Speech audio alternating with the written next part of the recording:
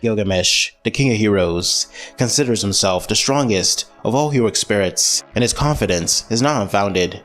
His power stems from the gates of Babylon, an ability that grants him access to every man-made item ever created, including countless noble phantasms, legendary weapons that can annihilate entire cities, countries, and potentially the planet, if not for the intervention of the counterforce. With such an arsenal at his disposal, Gilgamesh has defeated nearly every opponent he's faced, including Heracles, whose 12 lives and ability to adapt to attacks should have made him nearly invincible, yet Gilgamesh effortlessly kills him, showcasing his overwhelming superiority. Throughout the original Fate series, Gilgamesh remains an unmatched force, never truly challenged. Even when he appeared to be consumed by the Dark Grail, his willpower was so immense that he could have potentially escaped its clutches. However, despite his near invincibility, Gilgamesh is ultimately brought down by an unexpected foe, Shiro Emiya, an average mage elevated to above average status due to unique circumstances.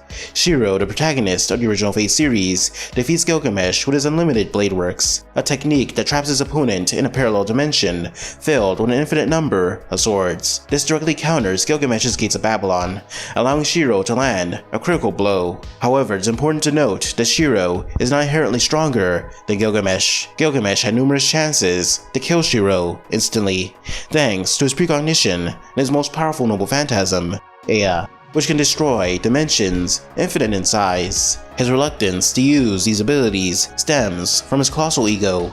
Gilgamesh views himself as the ultimate being, deeming it beneath him to exert any effort in annihilating his foes, especially Shiro. He underestimated Shiro, and by the time he realized Shiro's potential, it was too late, leading to Gilgamesh's downfall.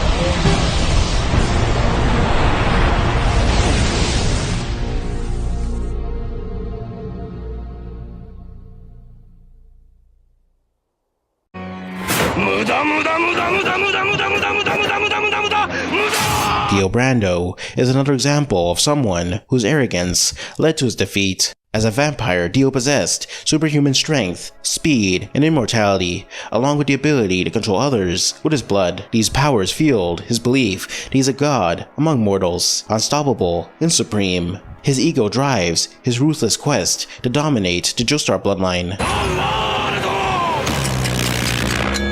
Dio's stand, the world, allows him to stop time for a few seconds, during which he can move and act freely while everyone else is frozen.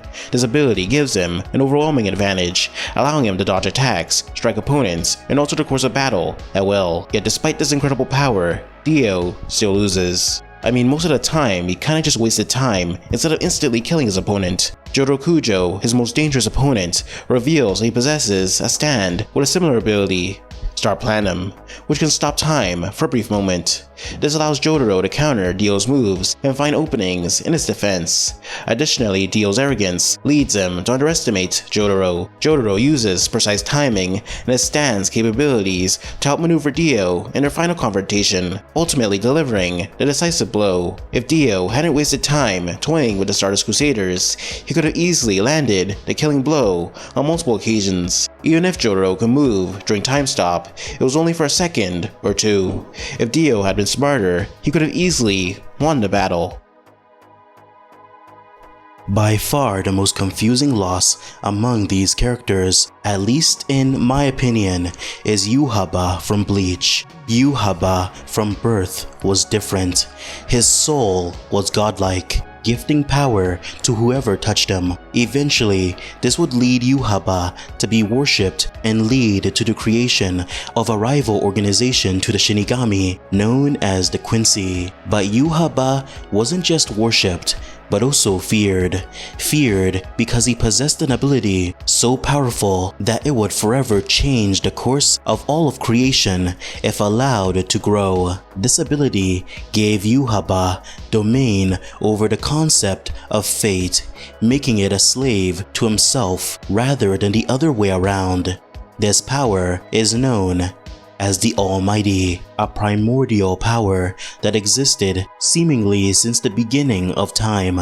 Like I said earlier, the Almighty grants Uaba domain over fate itself. but not in a linear sense. When the power is activated, Uaba can see every possible future that can ever exist, giving him the ultimate form of precognition. No matter what plans you come up with, the power of your attacks, its speed, hacks, it doesn't matter, Uaba has already seen it coming years in advance. But the Almighty isn't just a juiced up future sight, he can also bring the outcomes of these timelines into his own. For example, when Ichigo attempted to use his Bankai, Uaba chose a timeline where his Bankai had been broken. The ability to bring in any future situation from a timeline gave Uaba basically infinite ways to win and made him practically unstoppable. So with that said, how exactly did Uaba not see himself getting hit